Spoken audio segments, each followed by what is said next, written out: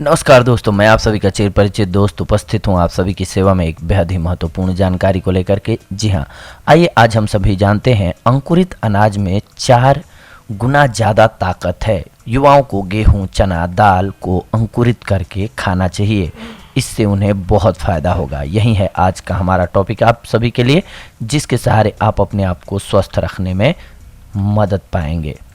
किसी भी अनाज, गिरी तथा बीज इत्यादि को अंकुरित करने का एक सीधा सा तरीका है। इसके लिए अनाज को 12 घंटे तक पानी में भिगोने के बाद छानकर एक कपड़े में बांध लें, लेकिन इसके लिए 3 नियमों का पालन करना जरूरी है। पहला, भिगोने के बाद पानी हटाना। दूसरा, पानी हटाने के बाद हवा लगाना। और तीसरा, अंधेरा। जी हाँ, मूंगफली में 12 घंटे में अंकुर फूटते हैं, चना 24 घंटे में, गेहूं आदि 36 घंटे में अंकुरित होते हैं। वैसे तो अंकुरित अनाजों को कच्चा ही खाना चाहिए, लेकिन यदि उन्हें स्वादिष्ट बनाना है तो उनमें थोड़ी मूंग भिगोकर मिला दें, फिर उसमें हरा धनिया, टमाटर, अदरक और प्याज मिला लें। यदि उसमें चना मिलाना चाहें तो मिला सकते हैं, लेकिन बिल्कुल थोड़ी मात्रा में मिलाएं। प्रश्न उठता है कि उन्हें अलग अलग भिगोएं या एक साथ। इसे अलग अलग भिगोना अच्छा है। जैसे आपने चना भिगोया और उसके साथ मूंग भी भिगो दी, लेकिन दोनों के अंकुरित होने का समय अलग अलग है। ऐसे में मूंग पहले ही अंकुरित हो जाएगा, लेकिन चना नहीं हो पाएगा। यदि चने के साथ मूंग को 24 घंटे छोड़ते हैं तो मूंग का अंकुर अधिक लंबा हो जाएगा और उसका न्यूट्रिशन कम हो जाएगा। जिनका अंकुरण समय एक समान हो, उन अनाजों को एक साथ भिगो सकते हैं आप। अंकुरित आहार लेने के फायदों को जानते हैं। इसका सबसे बड़ा फायदा यह है कि इसमें वेस्टेज नहीं होता है, जिसके कारण उसे निकालने के लिए शरीर को अनावश्यक एनर्जी नहीं लगानी पड़ती।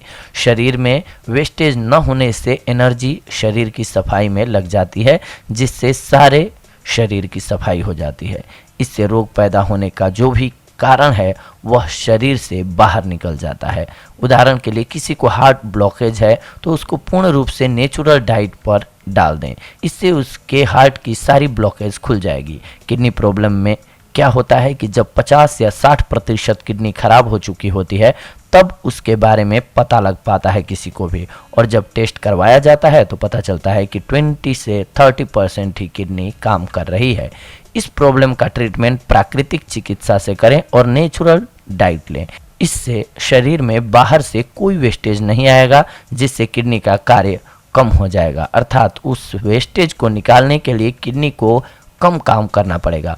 नेचुरल डाइट से वेस्टेज नहीं बन पाता है, जिससे किडनी को आराम मिलता है। जिस तरह सुबह को काम करने और रात को सोने से सारी थकान दूर हो जाती है, उसी तरह जब किडनी को आराम मिलता है तो धीरे धीरे किडनी के सारे सेल्स नए बनने लगते हैं, जिससे किडनी फिर से अपना काम ठीक तरह से करने लगती है। प्राकृतिक तरीके से नेचुरल डाइट द्वारा शरीर का वेस्ट प्रोडक्ट बाहर निकालने से रोग धीरे धीरे सही हो जाता है। हार्मोन्स बनाने वाली ग्रंथि में खराबी आई हो तो उसे नेचुरल डाइट से ठीक किया जा सकता है, और इसके साथ ही पुराने सेल्सों को भी बनाया जा सकता है। आप यदि चने को भिगो दो तो उसमें अंकुर आ जाएगा, अर्थात यह जीवित भोजन है। लेकिन उसी को भून लो, फिर कितना भी पानी डालो, उसमें अंकुर नहीं फूट सकता है, क्योंकि उसका बहुत सारा हिस्सा नष्ट हो गया होता है और केवल थोड़ा बहुत न्यूट्रिशन बचा होता है। ऐसे में यदि हम खा ही रहे हैं तो हम पूरा न्यूट्रिशन क्यों न खाएं?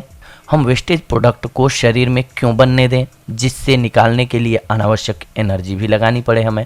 इसलिए अगर इन बातों का आप ख्याल रखते हैं और अंकुरित अनाजों का सेवन करते हैं तो आप बहुत सारी बीमारियों से यूं ही बचे रहेंगे। ये थी आज की जानकारी आप सभी के लिए। अगले एपिसोड में आप सभी के साथ जुड़ेंगे एक और बेहद ही महत्वपूर्ण जानकारी को लेकर के।